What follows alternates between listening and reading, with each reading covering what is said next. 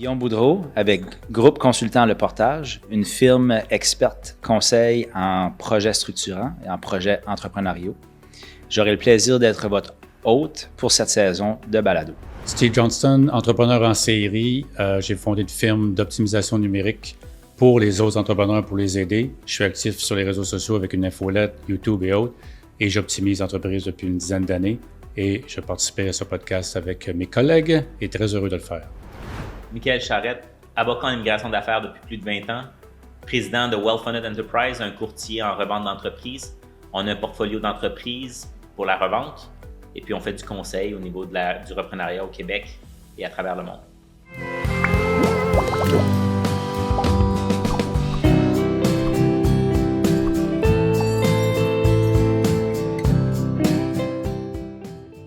Bonjour, bienvenue au 5e épisode de notre balado.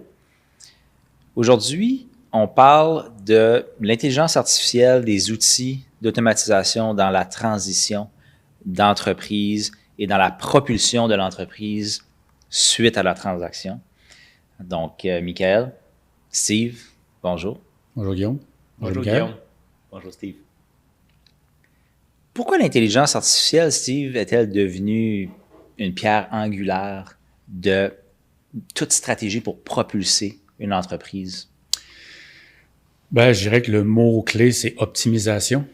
Je suis dans l'optimisation depuis un bon bout de temps avec ma firme, mais l'IA est venue multiplier toutes les possibilités d'optimisation dans les entreprises.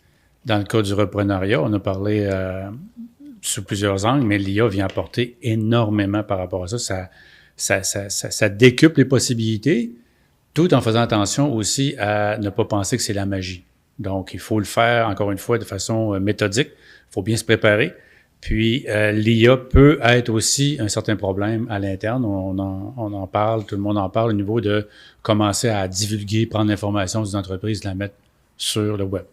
On n'ira pas là aujourd'hui, mais il faut faire attention. Je vais parler un peu des arrêts stop qu'il faut faire attention. Dans les grands avantages, naturellement, elle est forte à générer du texte. Donc, faire une soumission, par exemple, au lieu de prendre des jours à faire une soumission, tu peux la faire en heures. Je parlais avec quelqu'un de la région aussi qui fait des soumissions gouvernementales qui prenaient 3-4 jours. Ils l'ont fait en 3-4 heures. Donc, c'est un gain énorme. Puis, on sait qu'il y a beaucoup de soumissionnaires qui ne sont pas élus à la fin. Donc, il y a des soumissions qui prennent 3-4 jours qui ont un nom à la fin. Donc, c'est fait en 3-4 heures. Déjà là, c'est autre chose. Moi, dans mon cas, je m'en sers aussi pour les soumissions et j'augmente de beaucoup la précision d'information, la qualité d'information. Puis, la façon de le faire aussi, de la développer est importante là, pour en tirer avantage, bien sûr. Fait qu'au niveau de l'intelligence artificielle, écoute, il y a bien des choses, des fois, qui sont mal organisées. Tu peux t'en servir pour les mieux organiser. Il y a certaines choses où est-ce qu'au niveau d'informer les employés à mieux travailler ou avoir une base de connaissances, comme j'ai fait référence quelques fois, à bâtir, l'IA est très bonne pour faire ce genre de choses-là. Et même, je fais allusion aussi, mais évaluer le sentiment des clients, juste de par les opinions partagées sur le web à votre produit, ou les employés avec leurs notes, ou ce que les employés transcrivent dans un CRM, s'il y a un CRM en place. Beaucoup de choses avec l'IA peuvent faire augmenter le niveau de productivité. Et la statistique que j'ai lue, c'était, probablement tu l'as vu Guillaume, 29% de productivité peut être faite juste avec l'IA assez rapidement. Donc, on peut interpréter qu'un employé qui sauve du temps, quelques heures par semaine, multiplié par le nombre d'employés, multiplié par le nombre de semaines, ça va assez vite. Donc, l'IA, oui, c'est là pour rester, puis elle progresse rapidement. Le plus difficile, c'est de la suivre. Et ça, d'ailleurs, dans la première année d'implantation, donc le 29% qui est l'augmentation du taux de production de l'entreprise, 29% d'augmentation dans la première année, donc c'est assez intéressant. Puis on dit que au Québec, c'est à peu près une entreprise sur 4 qui ont déjà investi dans l'intelligence artificielle générative. 1 sur 4. De l'autre côté, il reste 75% des entreprises qui n'ont pas nécessairement encore investi dans l'intelligence artificielle générative, alors que c'est un investissement extrêmement important. On parle de 1,60 $ de retour sur l'investissement par dollar investi en moyenne à ce niveau-là. Donc, c'est un très bel investissement. Il reste encore beaucoup de PME qui ne l'ont pas fait. Steve, à ton avis, est-ce que le fait de transférer une entreprise dans le cadre d'un reprenariat, qui fait en sorte que le propriétaire change, est-ce que c'est une occasion en or pour arriver à ce genre d'investissement-là? Certainement. Certainement, c'est une opportunité énorme. Puis ce 75 %-là, écoute, parce qu'ils ne savent pas par où commencer, comme la plupart des projets technologiques. Puis aussi, ou même au niveau du 25 presque qui l'ont adopté, il y a sûrement des déceptions parce que naturellement, je suis beaucoup l'actualité sur l'intelligence artificielle. Je teste beaucoup d'outils. Je fais des vidéos sur les outils pour aider les entrepreneurs, les PME. Puis, ce que je remarque quand je regarde, c'est qu'il y a beaucoup de faussetés qui sont lancées. Comment faire 496 $ par jour avec ChatGPT. Il y a beaucoup de choses qui sont lancées pour avoir le bon titre, le bon hook sur le vidéo, comme on dit. Mais au final, ça le fait pas. Fait que quelqu'un qui s'y connaît pas, qui est pas capable de filtrer ces choses-là, pense que ça se fait, ou voit ces choses-là et se dit, ben par où je commence, qu'est-ce que je fais? Donc, ça peut avoir, je pense, un effet de j'aime autant rien faire tant qu'à y aller puis le faire tout croche, ce qui est pas mauvais. Puis dans le 23-25 % qu'eux se sont lancés, ben combien en ont fait un succès, puis quelle façon ils s'en servent. Donc, naturellement, je ne vais pas aller du côté négatif, mais il faut bien comprendre la nature de la bête pour pouvoir, après ça, avancer dans la bonne direction, puis aller. Fait que oui, il y a 100% d'accord, mais il faut choisir, encore une fois, des petits projets qui peuvent faire des gains, s'assurer que c'est dans l'éthique, bien sûr, puis partager. Je fais partie d'un écosystème de collaborateurs, de collègues, où est-ce qu'on est une trentaine, on fait une rencontre chaque mois, fin de mois, puis on partage ce qu'on a appris sur l'IA ensemble. Donc, en plus des partages que je fais sur les réseaux, ben j'apprends aussi des autres qui ont fait un test, qui pratiquent des choses, puis on s'échange au niveau corporatif, business. Ben c'est ce genre de choses-là, ce genre de contexte-là qui est super bien pour que les dirigeants de PME puissent apprendre et vraiment comprendre et en tirer avantage. Steve parlait d'optimisation tantôt, comme étant un fait que l'intelligence artificielle, l'automatisation, ça apporte une optimisation de l'entreprise. Chez Well-Funded, vous préparez les entreprises qui vont être vendues, vous les présentez aussi un plan d'optimisation de l'entreprise. Oui. Est-ce qu'il y a une place pour le numérique dans vos plans d'optimisation? Oui. Puis, qu'est-ce qu'on trouve autre que le numérique dans un plan d'optimisation d'entreprise qui veut être vendu? Bien, je pense que la saison de cette conversation-là, de ce balado-là, est une démonstration de la volonté de Well-Funded d'inclure une plus grande place à l'optimisation et à l'IA au sein de la préparation de la revente d'entreprise. On veut que de plus en plus nos plans d'intégration, nos plans de rachat incluent cet aspect-là de l'IA. Puis d'avoir des partenaires comme Steve, ça nous permet de faire ça de façon la plus optimale possible. Un truc que je voulais ajouter aussi, quand on parle d'optimisation, d'adoption de la technologie, puisque finalement, c'est un peu ce que c'est. Ce qu'on a vu comme expérience, c'est que dans beaucoup de cultures hors Québec, on a souvent une adoption de la technologie qui est plus grande qu'au Québec. Ça peut être lié potentiellement à la langue, à une résistance au changement qui est peut-être culturelle. Mais ce que je vois, par exemple, beaucoup chez mes clients chinois, où la technologie a sauté des étapes de développement.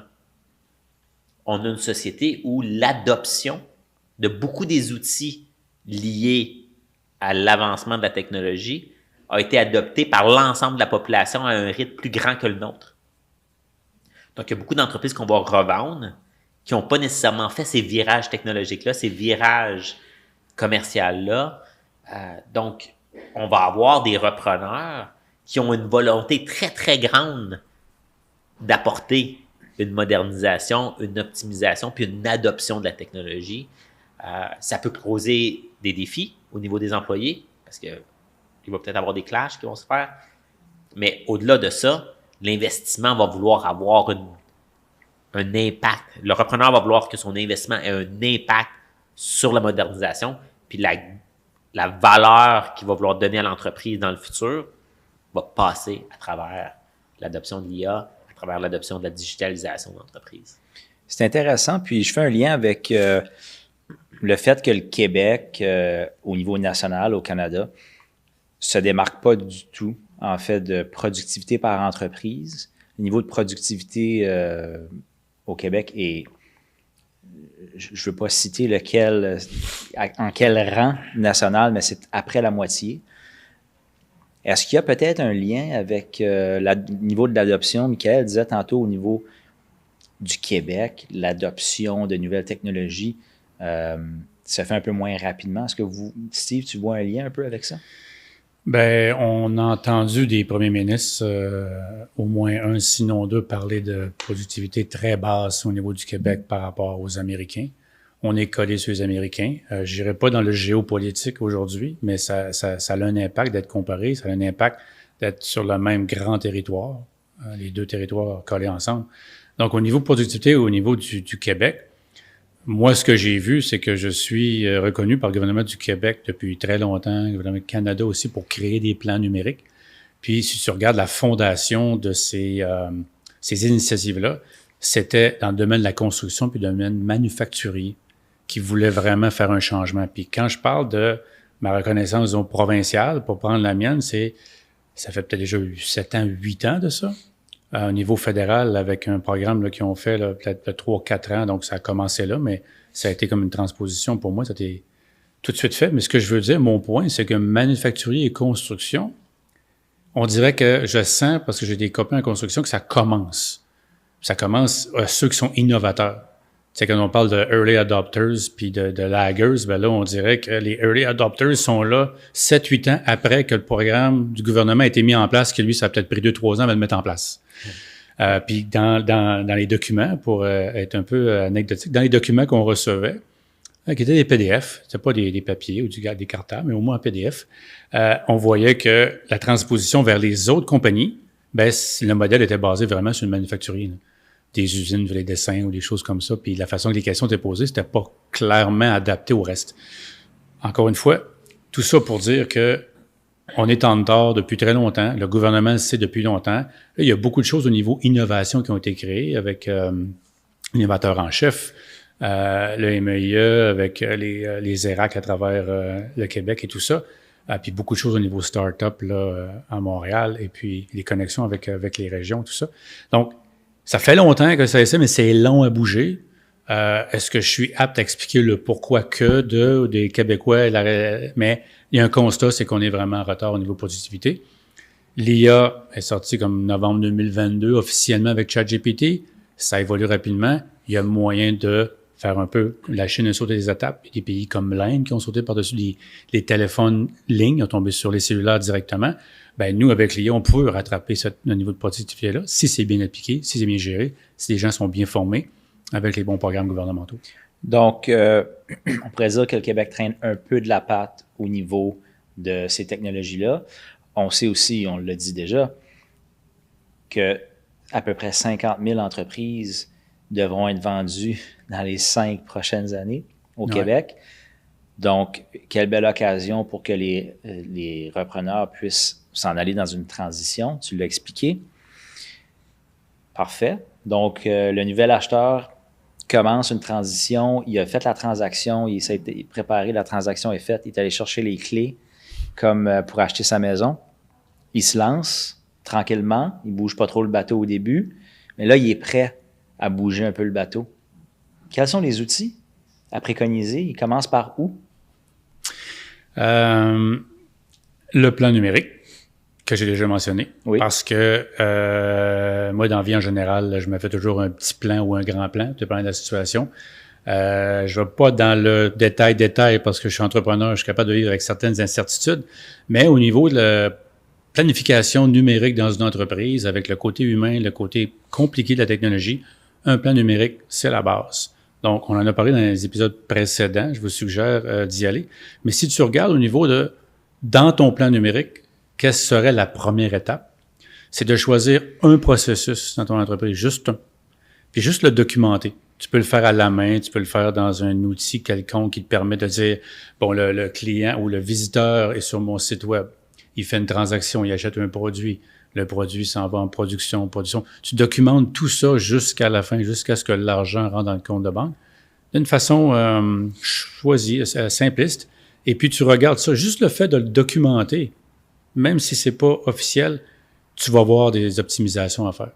C'est la façon que moi je le fais. Il y a des façons plus professionnelles avec le Business Process Management que tu peux instaurer les choses puis faire vraiment une structure de tes processus ou d'un processus. Mais tu en prends juste un, tu le regardes, puis tu vois, tu peux probablement déjà l'optimiser sans technologie pour commencer. Juste à, des fois, déplacer les choses si tu as une compagnie manufacturière pour que ça soit plus efficace, soit se rendre compte que celle-là, c'est la même tâche que celle-là, mais on pourrait la regrouper et la faire en même temps. Donc, il y a déjà des choses là. On n'est même pas encore dans l'IA, là. On est juste dans comprendre le processus. Donc, l'observation est la phase 1 de l'analyse. Ben oui, tu peux commencer tout de suite là à le faire. Là. Tu sais, tu fais ça après ta journée, là, comme un entrepreneur fait, ou entre minuit et 6 heures. Tu regardes les choses, puis tu le documentes. Puis juste de là, tu vas trouver des choses après ça. Là, tu peux peut-être voir, OK, ben peut-être que cet employé-là, il prend un peu plus de temps. C'est peut-être la formation qu'il a besoin. C'est peut-être ou peut-être qu'il a besoin de parler un mentor ou mettre 2 personnes à cette place-là ou peut-être déplacer. Tu vas le voir déjà là.